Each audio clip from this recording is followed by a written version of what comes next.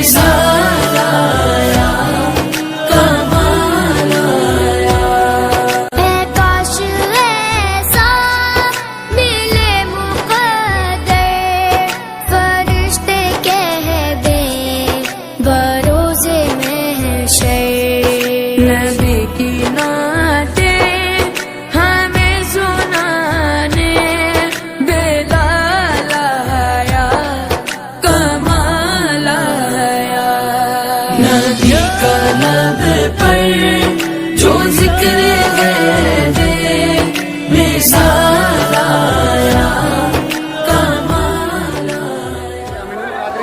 آ رہے ہیں عیدگاہ میدان میں، گرینڈ انٹری ہو گیا ہے ان کا، اور دیکھ سکتے ہیں کتنا بھیڑ ہے، لوگوں کی جھوم دیکھیے. یہ گاڑی میں ہے.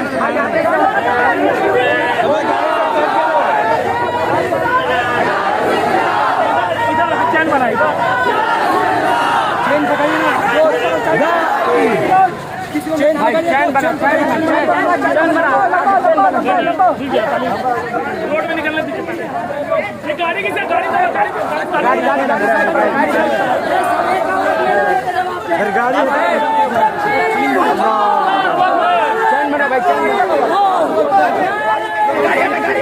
آپ کو سامنے سے دکھاتے ہیں.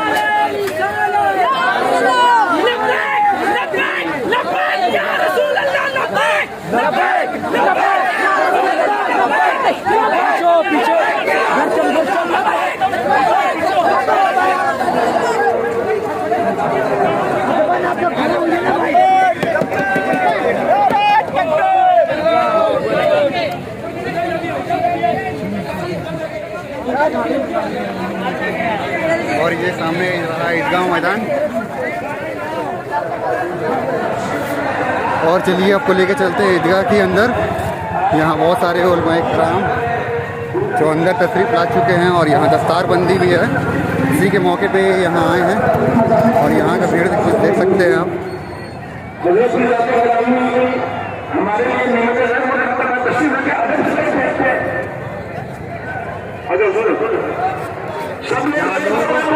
ان کا انتظار کر رہے ہیں. ہزاروں کی تعداد میں لوگ جہاں بھیڑ ہے، اس گیٹ سے آنے والے ہیں.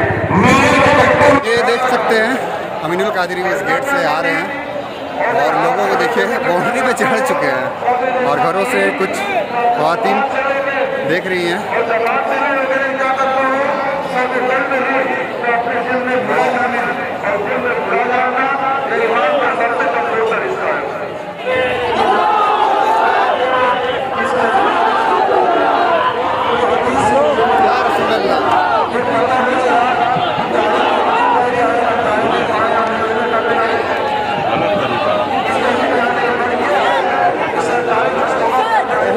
بہت ہی زیادہ رش ہے.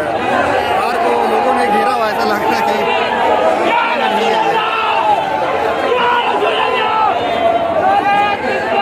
اور یہ ان کا کار عیدگاہ میدان میں گھستے ہوئے.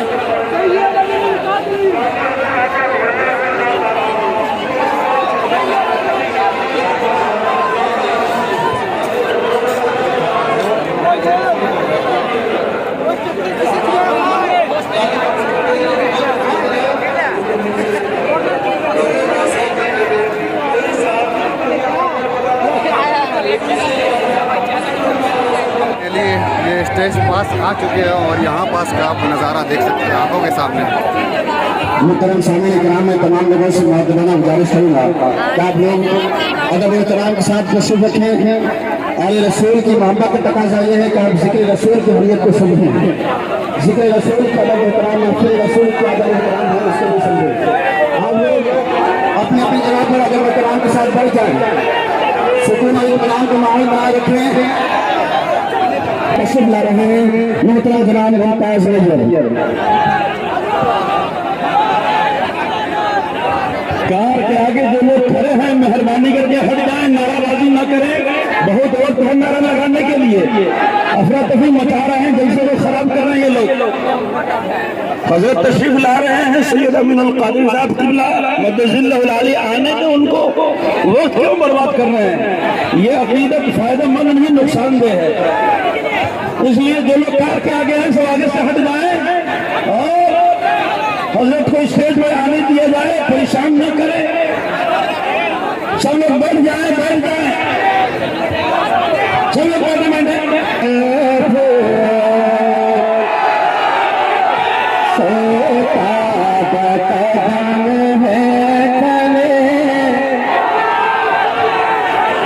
बार बार आप लोगों से गुजारिश की जा रही है कि आप लोग नाराबाजी से बचें, अफरा तफरी का माहौल ना बनाए। आले रसूल की तशरीफ आवरी हो रही है नंबर रसूल पर।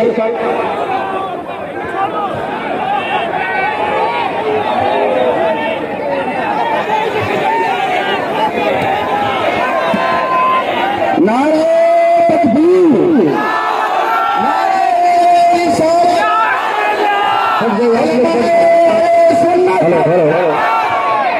सैयद अमीरुल कादरी साहब किबला फराग़ रज़ियल्लाहु अन्हु, नारे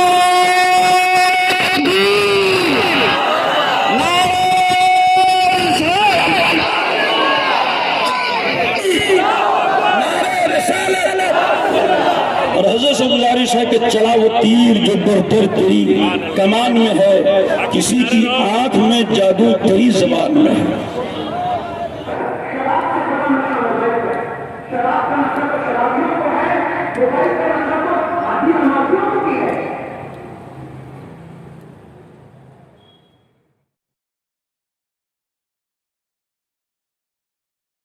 कुरान का मुताला किया, कभी हदीस का मुताला किया, उसकी पकड़ कैसी है। जब उसने फिरौन की पकड़ की तो उसको दरिया में गर्क कर दिया, अल्लाह अकबर।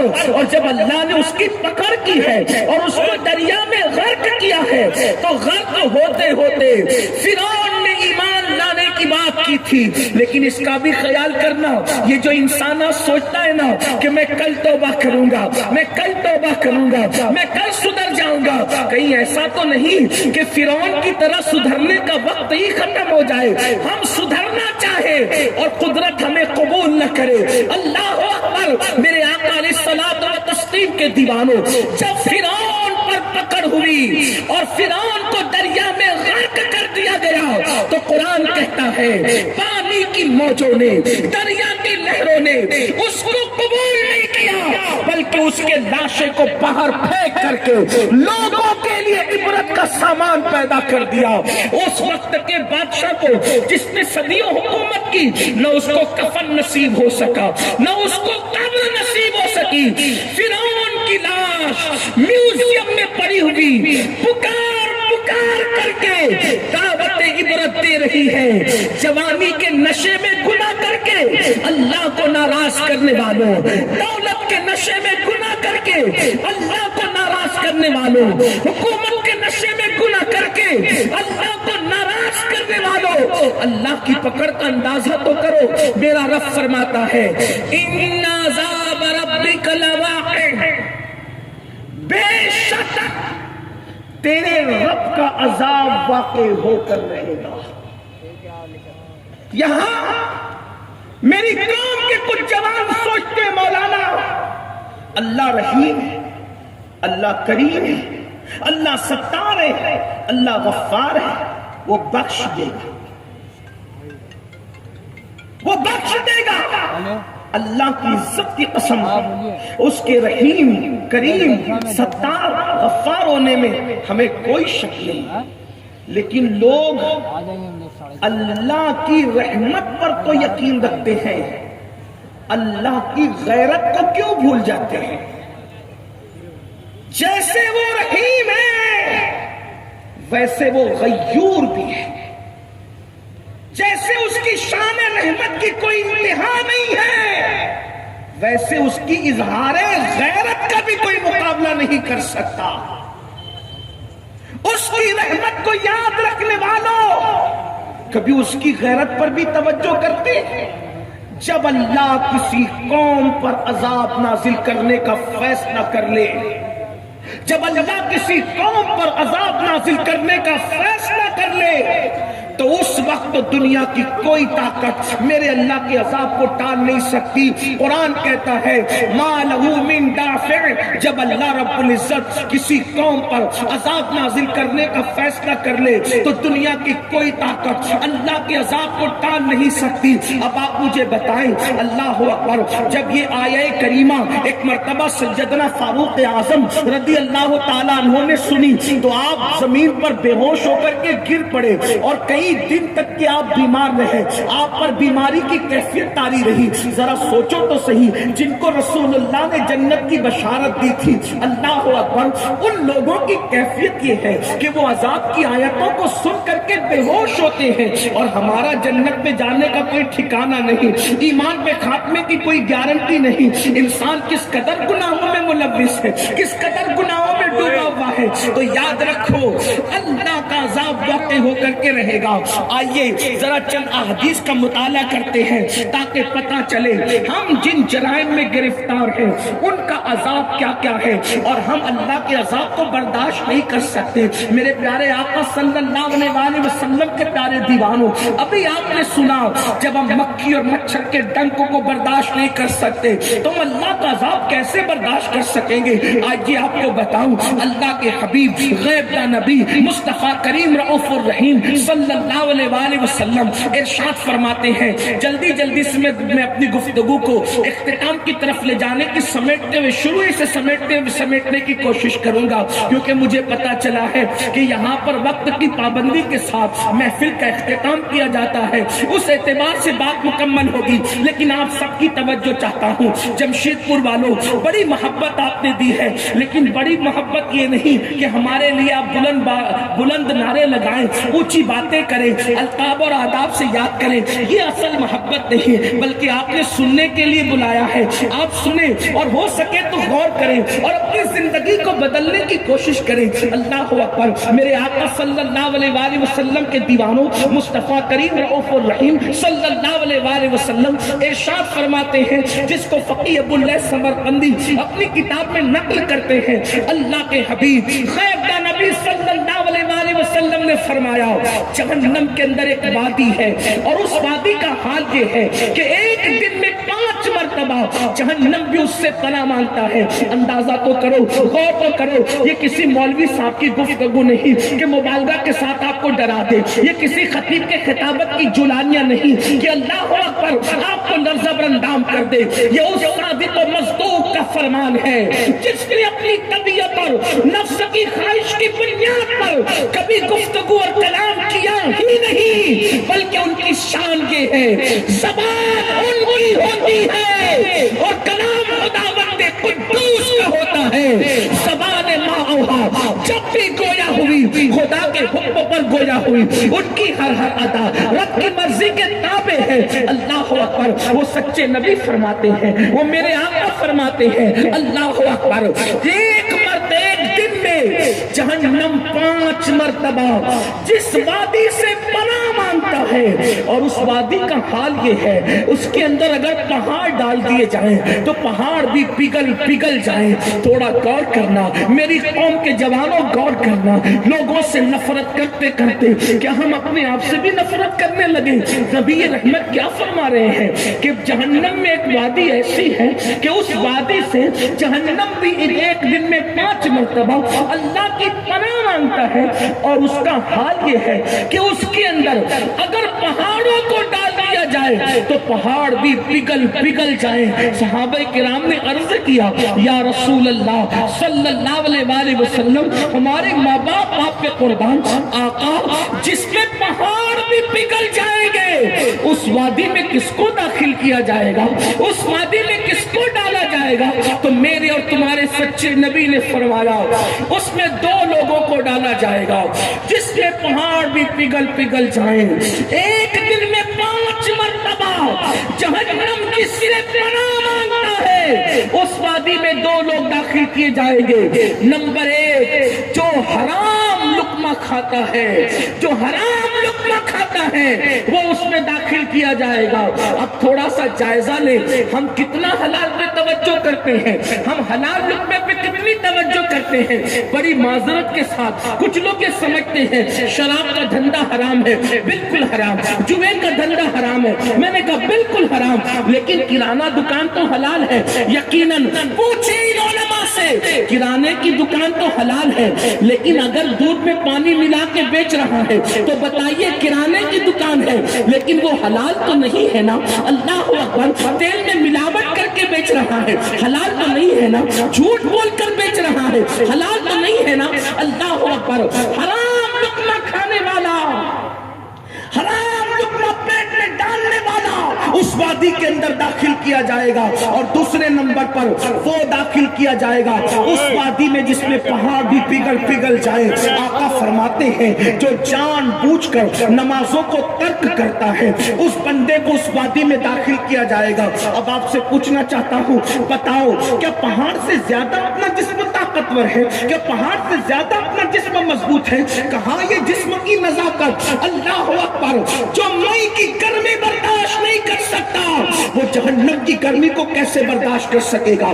جس میں پہاڑ بھی پگھل جائیں وہاں ہماری ہڈیوں کا کیا بنے گا؟ وہاں ہماری ہڈیوں کا حال کیا ہوگا؟ بتاؤ مسلمانوں، اس دنیا کے اندر پہلی اور آخری مرتبہ آئے ہیں، نہ اس سے پہلے کبھی اس دنیا میں آئے تھے، نہ اس کے بعد کبھی اس دنیا میں آئیں گے۔ اس دنیا میں کیوں آئے ہو؟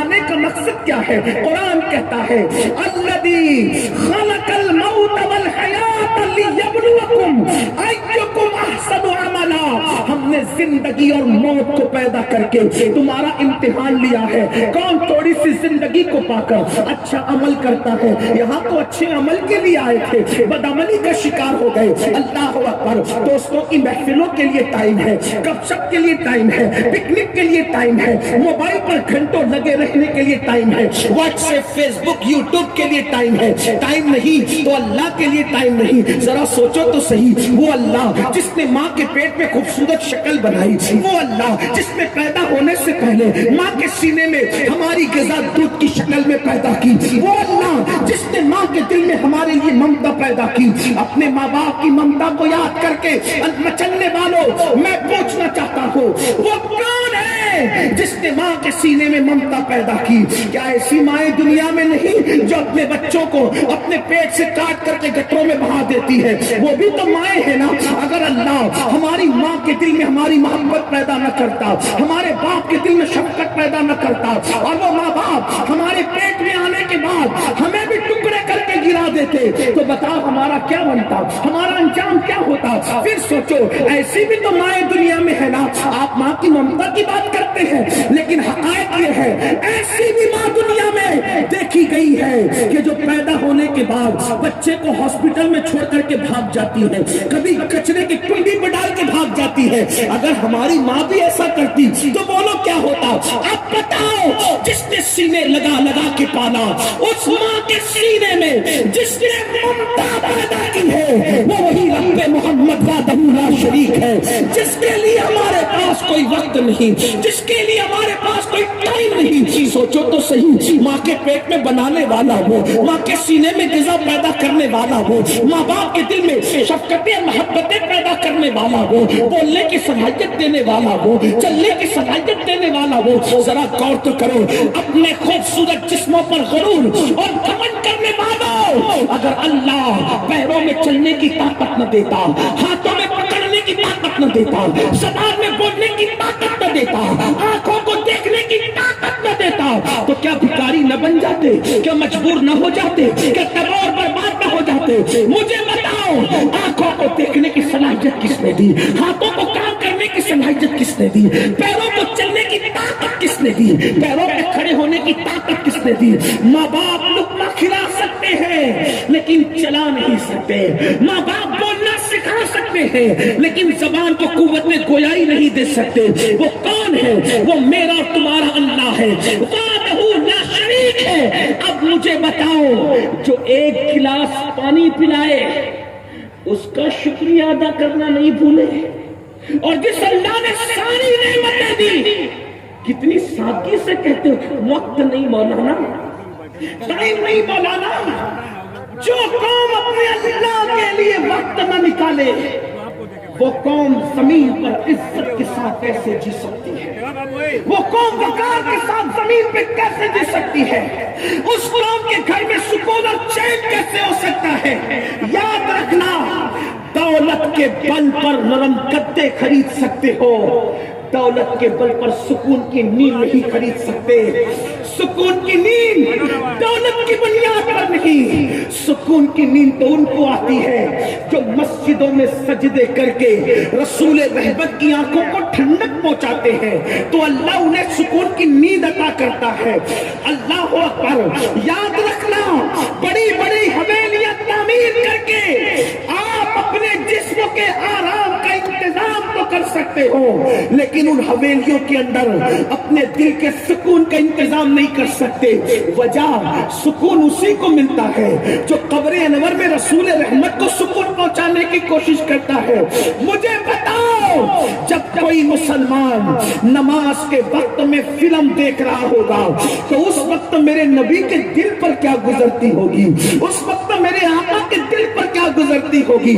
جب کوئی مسلمان جوان حجام کی کرسی پر بیٹھ کر اپنے چہرے سے داڑھی مڈا کر قطر میں پھینکواتا ہوگا اس وقت میرے نبی کے دل پر کیا گزرتی ہوگی؟ معاذ اللہ. جب کوئی جوان کسی یوٹیوب چینل پر گندی فلم دیکھ رہا ہوگا اس وقت میرے نبی کے دل پر کیا گزرتی ہوگی؟ جب کوئی جوان کسی لڑکی پر پاپ کی نظر ڈالتا ہوگا اس وقت میرے نبی کے دل پر کیا گزرتی ہوگی؟ جس وقت کوئی جوان زنا کے اڈوں پہ جاتا ہوگا اس وقت میرے نبی کے دل پہ کیا گزرتی ہوگی؟ جس وقت کوئی جوان رسول اللہ کا امتی اللہ اکبر نشہ کر کے گٹر کے کنارے پڑا رہتا ہوگا اس وقت میرے نبی کے دل پر کیا گزرتی ہوگی؟ اس لیے کہ ہم کسی مردہ نبی کا کلمہ نہیں پڑھتے، ہم اس نبی کا کلمہ پڑھتے ہیں جس کے بارے میں ہم قسم کھا کے کہتے ہیں تو زندہ اللہ، تو زندہ اللہ. میرے کشف عالم سے چھپ جانے والے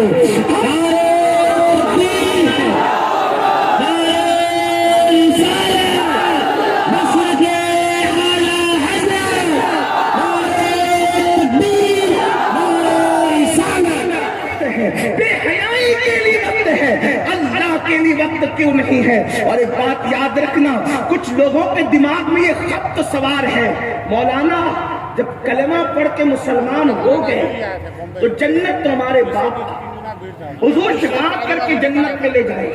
یقیناً میں شفاعت کا منکر نہیں، شفاعتی لأہل الکبائر من امتی میرا عقیدہ ہے کیونکہ میرے نبی کا فرمان ہے.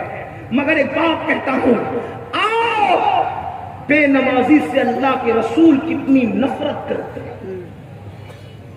حضور علیہ السلام بے نمازی سے کتنی نفرت فرماتے ہیں. میرے آقا علیہ السلام اپنے صحابہ کو نصیحت کیا کرتے تھے، فرماتے تھے.